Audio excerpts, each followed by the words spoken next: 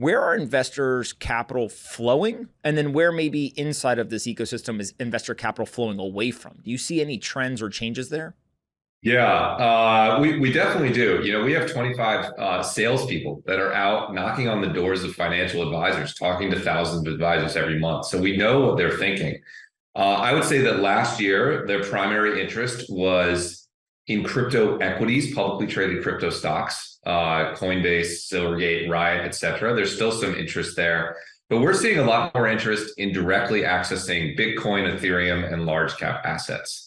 I think maybe to some extent, people are moving not away from, but beyond venture capital. The initial steps into crypto for a lot of institutions were venture capital exposures, and that will continue to be a very important part of what they do. But we're seeing them wanting to add on direct exposure to Bitcoin and Ethereum, and maybe some other assets. I would say that that's the primary thing we're saying. The other thing that may not be obvious to the outside world is there's been no bear market from our perspective in US professional investor interest in crypto.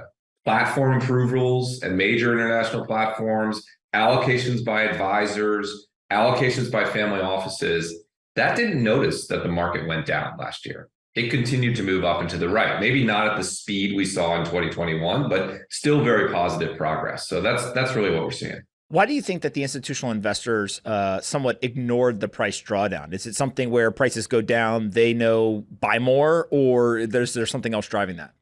I think that's a big piece of it. They also move extremely slowly. One thing I like to say is all the short-term news in crypto is bad. It's the FTC this and SEC that and this regulatory crackdown, and all the long-term news is good. You look where crypto is today versus the last bear market cycle, it's 10x on every fundamental metric you look at.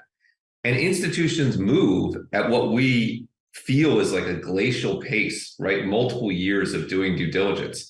And if you're looking at this not over last year, but from here versus 2018, this market's huge, right? Bitcoin was $3,000 in 2018. It's almost $30,000 today. The number of developers was in the hundreds. It's in the thousands. The number of users is 10x. Coinbase has gone from 20 million users to 110 million users. And because they operate on this different timescale than retail investors, the trends they're seeing are actually positive. And I think that explains a lot of what's going on.